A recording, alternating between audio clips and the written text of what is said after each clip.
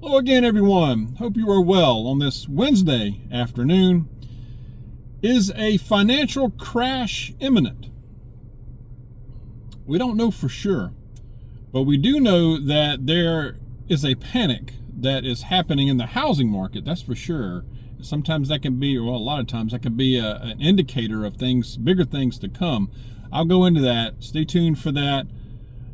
Also, we have National Guard being used in other cities. That is about to happen, actually. And some other little news items as well, and what we need to prepare for. Some things not to forget about as we approach for winter here. I'll go into that in here in a minute. I have a terrific passage I will share with you towards the end of the video, so stay tuned for that.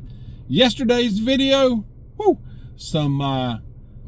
some saucy comments, sassy, whatever you want to call it. Man, I haven't even had time to look. I looked at them this morning. I looked at comments this morning, and since then I have not had a chance to look at them. So I'm sure there are some.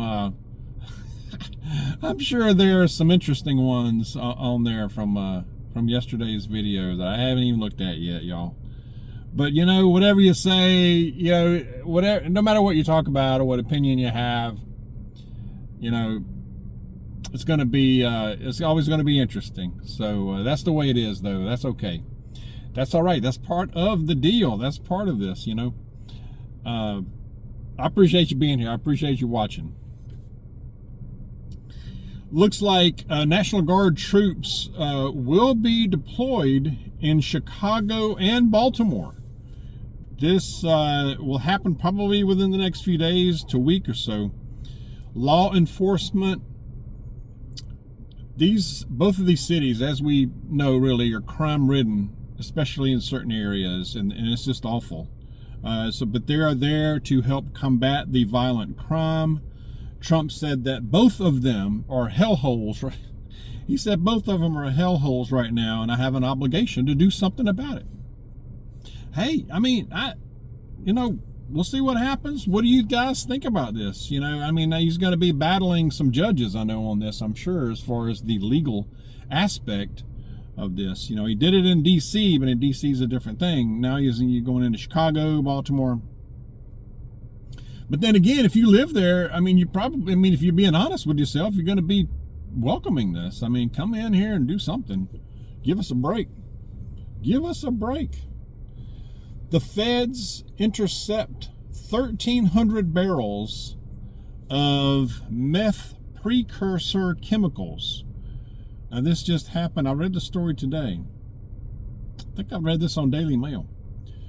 Precursor chemicals that are used to make methamphetamines. These were shipped from China, Shanghai, China, and were heading towards Mexico, towards one of the cartels there, is what they're saying. This is what's being reported. 1,300 barrels, y'all. That's quite a bit, y'all. They say that these would produce 420,000 pounds of methamphetamine. Wow. That's crazy. They say that, yes, they were headed towards the cartels. Now, there was a little conference about it, a little presser about it, I guess. Janine Pirro, who is the attorney in D.C., she called this an undeclared war against the United States. Yes, it is. Judge Janine doesn't play, y'all. She doesn't play. But they said that this would have resulted in profits over $500 million for the cartels or somebody. I don't know.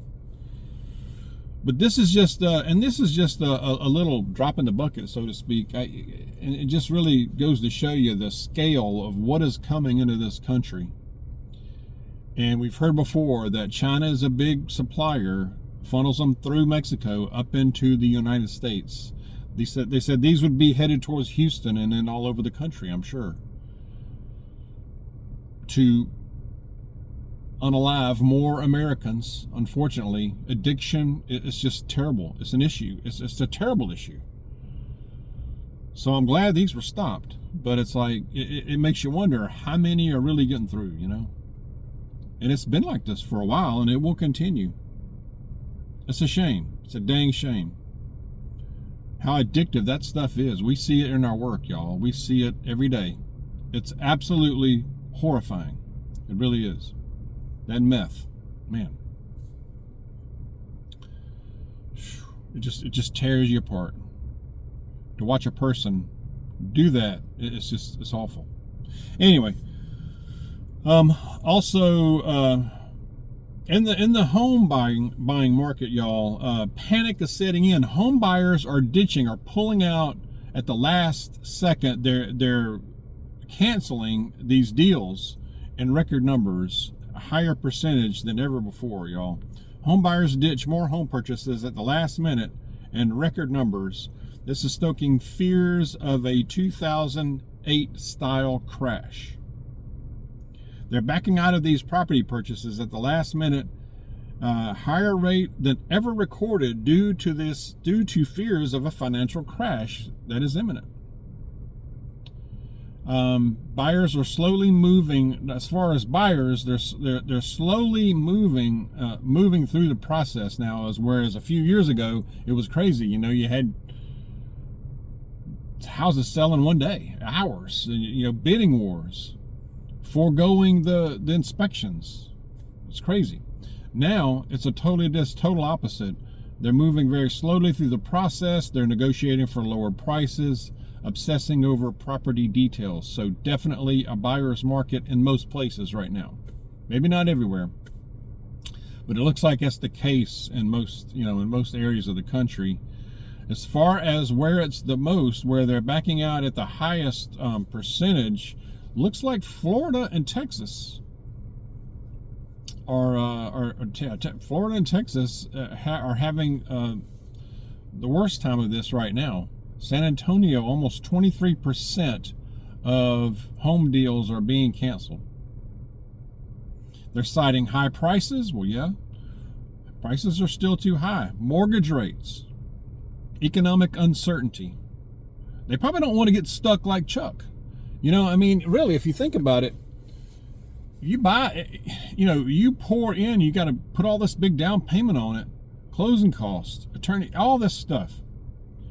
And you get into one, and let's say you can afford the monthly payment, maybe, but then you're not thinking about a year or two down the road, economic uncertainty, just like they said here. I would hold off. I really would. I mean, unless money is just no object for you, which it is. That's the way it is for some. I would not buy a house right now. I would not buy a property or any big purchases right now. It's so unpredictable, so uncertain. You get into a house, barely afford the house payment now. What happens in a year or two when that payment goes up? Homeowners insurance, escrow, property taxes, reevaluations, all that crap. And then you're in a mess. And that's happening to a lot of people. You know, they're being insured, the insurance and the taxes, they're being taxed out of their dang homes. It's not sustainable. So people are probably getting into the process and they're like, oh, whoa, horsey. Whoa, horsey, put it in reverse. Reverse engines, full. I mean, really.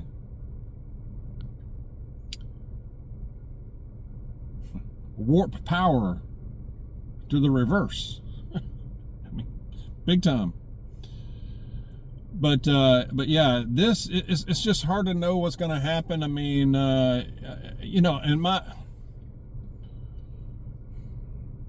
don't think I said this yesterday. I meant to say this yesterday, but I really believe that if we don't see something break, I don't know, break for the better, for most people, for the majority of the people. I know for the top 1%, maybe even the top 5%, your Wall Street big shots, it's great for them. It's great for them, but for most people, the majority of the people, I would say, we're getting close to before you know it, we're going to be into this year and staring 2026 right in the eyes. And I tell you, if a light at the end of the tunnel is not really becoming apparent, and you know, confidence is not going to be restored at all, I think that I think the midterms could be an absolute disaster for the R's. For the R's, I really do. I think the midterms could be an absolute dumpster fire. Really could. It really could, y'all. I hope. Maybe I'm wrong. I hope, but I don't know. If the majority of the people are starting to think, oh my goodness, what is happening? I mean, really. There, I probably made more people mad, but that's okay. Let me know. I'm sure you're going to let me know in the comments, y'all. It's something else. All right. Now is the time to prepare for winter, y'all. I don't care. You know, unless you live in South Florida, you know, that where you're hot or a climate or an area where it's hot year round, pretty much. You're going to see some cold. You're going to see freezing temperatures in the next season. So now is the time to do it. Don't wait until snow is in the forecast to say, oh, well, I meant to get some boots. So I meant to get some of this or that. You know, I don't have a hat. I don't have a proper, a good proper shirt or jacket to wear tomorrow. So look at what you have. Now's the time. Clothes, shoes, your boots. Don't wait. Hey, by the way, look at your automobile. Look at your home. How are the tires looking? Your maintenance, your heat, your heater. How do you heat? What kind of fuel or what? How is, you know, your gas or whatever it is? You know, look at that. You need to go and get some wood if you're going to have you're going to use wood to heat as well for a fireplace. Food, ingredients, your turkey. Thanksgiving will be here before you know it. That's crazy, ain't it? Your ingredients for winter food. Look at that. Look at your pantry. Your over-the-counter medications. Medical stuff. Toiletries. Hygiene. Vitamins. Your D3. Your zinc. Among others. Check it out. How are you stocked on that stuff? We don't know. Health-wise, we don't know what's going to come around the corner. You know, FLU season can be a lot of different things since 2020, right? And then your security. How are you on security and self-defense? The tools, you know what I mean? Look at all that stuff. Let's keep preparing. Let's keep our maintenance up as we can. Let's keep maintenance up on our bodies as well. Let's keep them moving. Let's try to take care of our health as well as best as we can. We just don't know. Like I said yesterday, tough times. Prepare for tough times.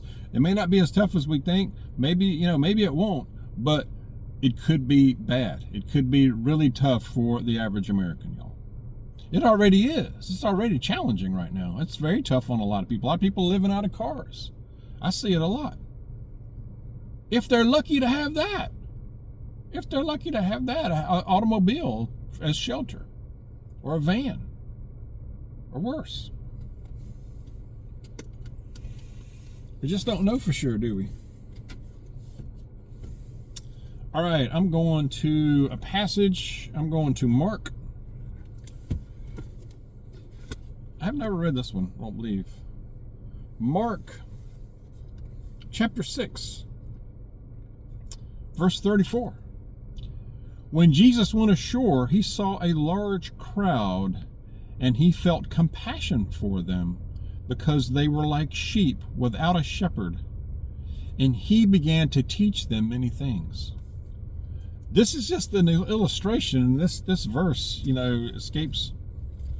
It's not something you could just kind of read over and not really think about it. But the ultimate, our shepherd. He's our ultimate shepherd. He does care for us. He really does. He loves us. Just another reminder. Something to keep in mind. And all the more reason to stay close to Him. Stay close to Jesus every day. We're in a spiritual battle as well, y'all. We know this. Seems like it's ramping up every day. Just look at the news. Just look at what's going on in this world, y'all. Look at what's going on in this world. Share your thoughts. Let's keep in prayer. Let's stay close to Him. Let's be alert out there. Be alert. Be safe. God bless you. I'll see you soon.